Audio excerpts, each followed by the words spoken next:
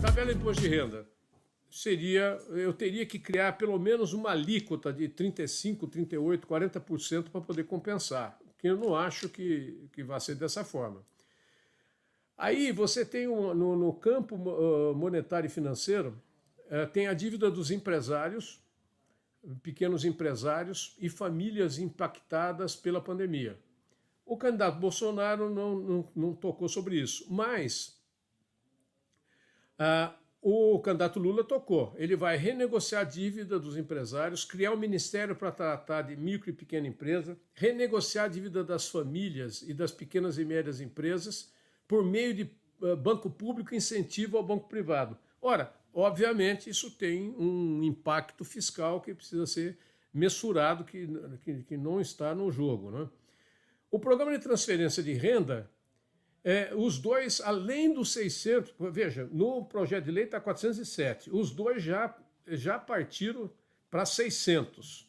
E já inventaram, durante a campanha, mais dois mecanismos.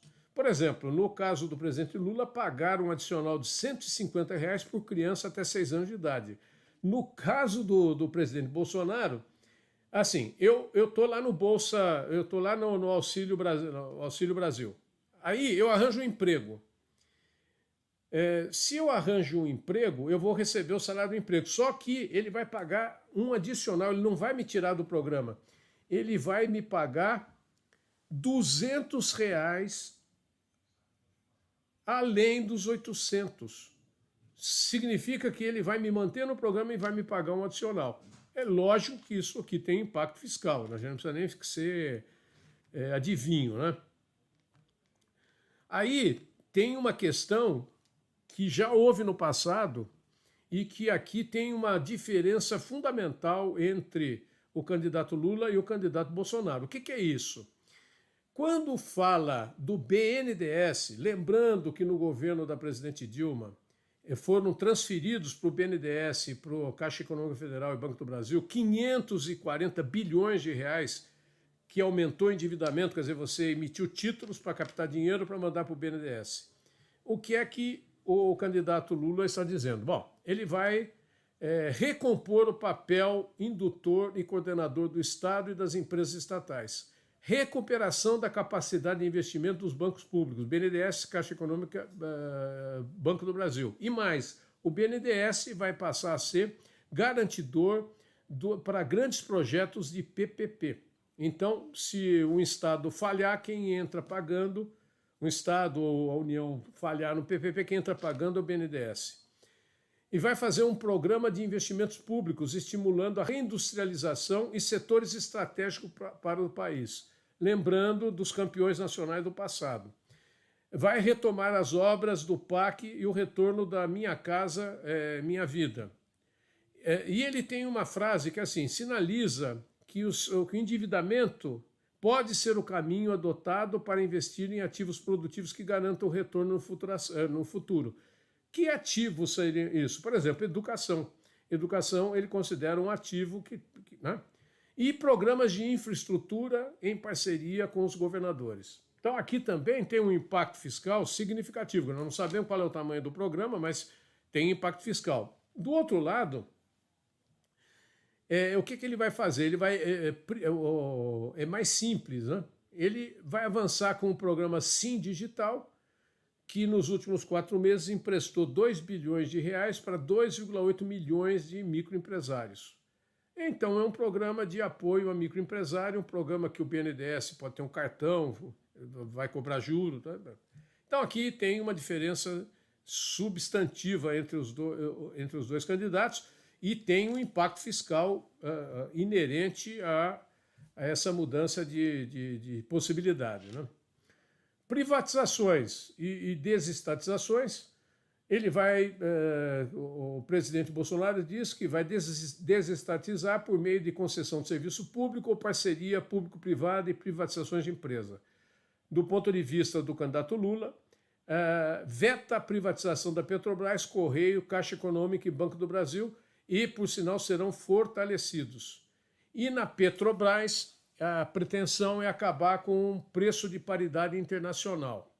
Ora, para você poder fazer romper com essa paridade, como nós dependemos da importação de óleo diesel e de combustível de gasolina, vai ter que ter um programa de, eu vou colocar entre aspas, vai ter que ter um fundo de compensação para poder permitir que você continue importando, senão o país para sem combustível. Tem impacto fiscal, inevitavelmente tem impacto fiscal.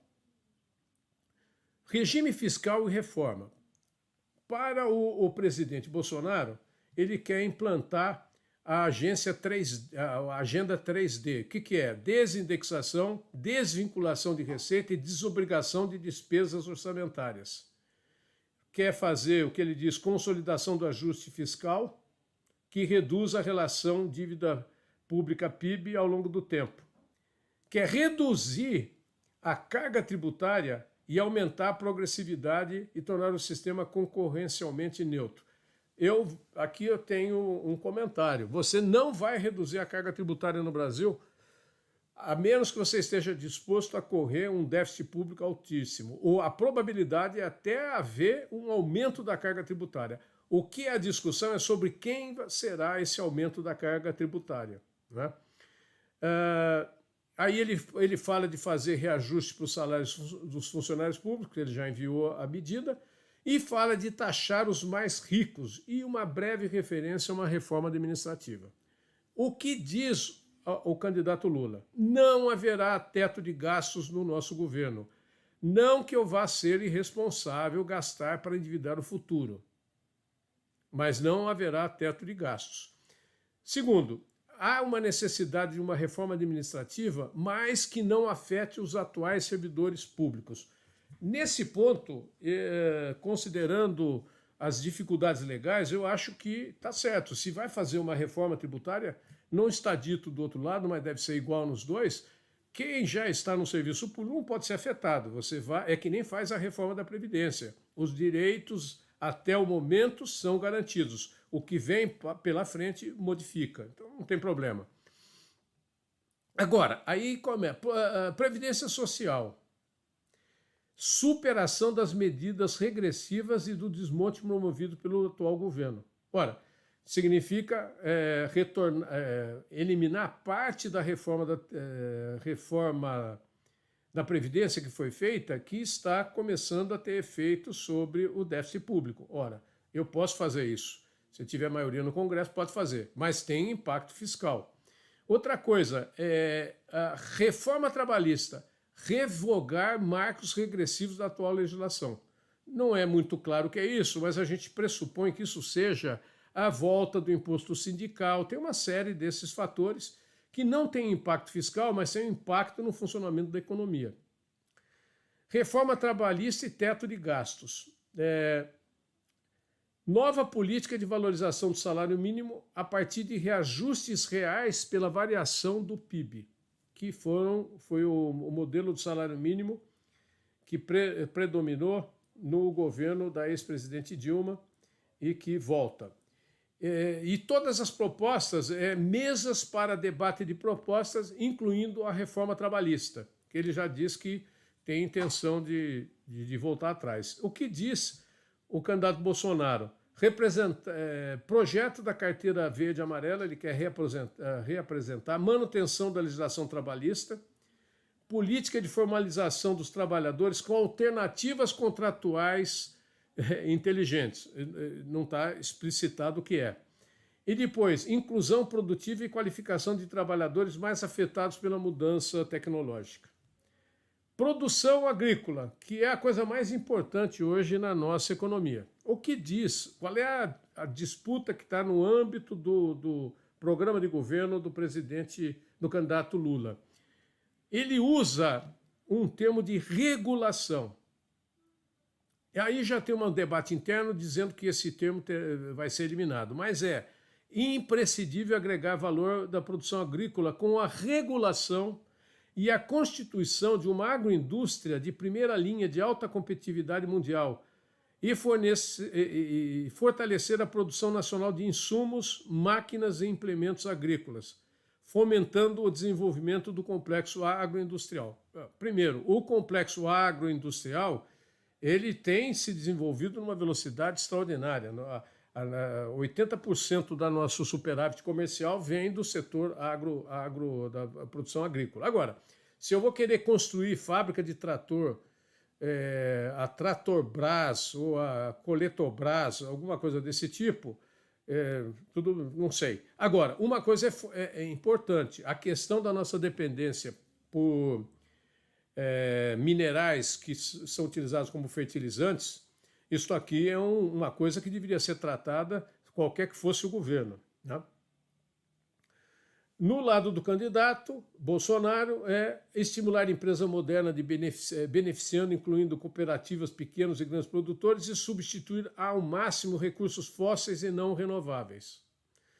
Incorporação de novas tecnologias biológicas, em consonância com a Agenda 2030, e defesa pelo aumento da produção nacional de fertilizantes. Então, aqui o que chama atenção é a palavra regulação, e a outra coisa é fomento ao desenvolvimento do complexo industrial. Né?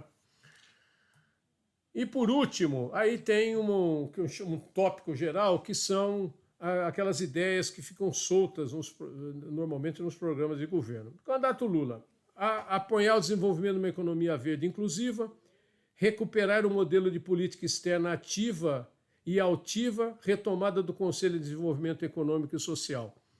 Depois, retomada dos programas Minha Casa Minha Vida, Mais Médico, Farmácia Popular. Fornecimento do Sistema Único de Assistência Social, ProUni e FIES. Recriação do Ministério do Planejamento, recriação do Ministério da Cultura, recriação do Ministério da Igualdade Racial, Ministério dos Povos Indígenas, criação do Ministério dos Direitos Humanos, Ministério da Pesca, Ministério da Mulher.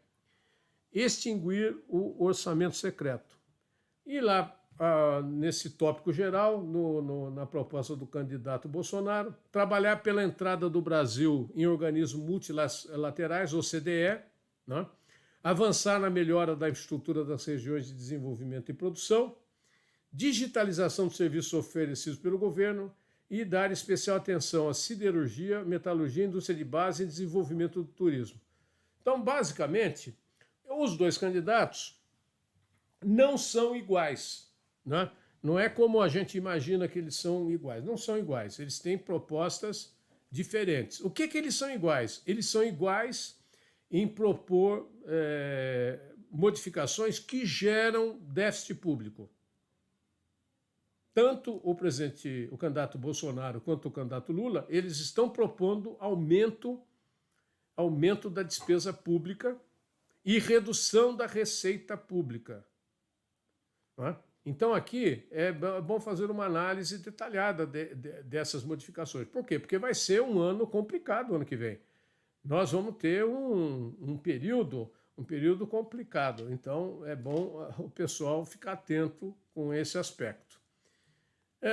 Então, lembrete final.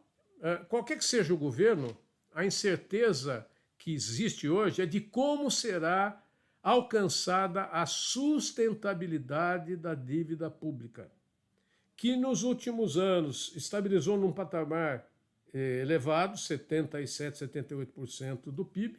Né? Agora, lembrando que nós não vamos... O teto de gastos está bombardeado pelos dois lados.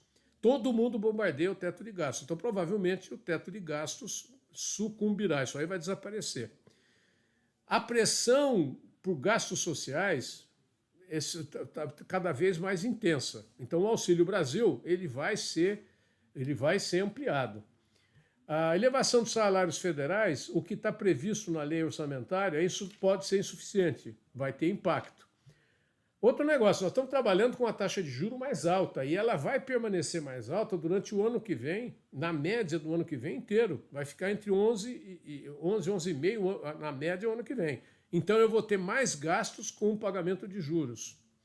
Aí tem outros riscos que estão envolvidos. O reajuste da tabela de imposto de renda, a questão dos precatórios, perda de receita por redução de impostos, discussão na justiça sobre variados temas, incluindo o ICMS, que pode pesar muito, a estimativa de crescer o PIB, que está muito elevado, 2,5%, né?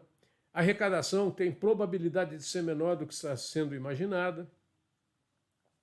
Lembrando que a combinação, na pior das hipóteses, a combinação desses riscos pode levar a uma necessidade de 434 bilhões de reais, né? E isso é uma opinião pessoal, né? Uma elevação da carga tributária me parece que é quase que incontornável, é inevitável. Ah, mas vai mexer em imposto, como é que vai fazer? Nós estamos desonerando. Não tem como, né? Porém, deveria vir de uma competente reforma tributária nos moldes da OCDE, e não nesse contínuo remendo que você faz sobre o sistema tributário, que causa um caos, uma dificuldade enorme de se processar a tributação, de você estar em ordem na sua tributação, além de que recai sobre as faixas mais baixas de renda. E sobre a reforma tributária, a gente só tem ouvido um ou outro comentário.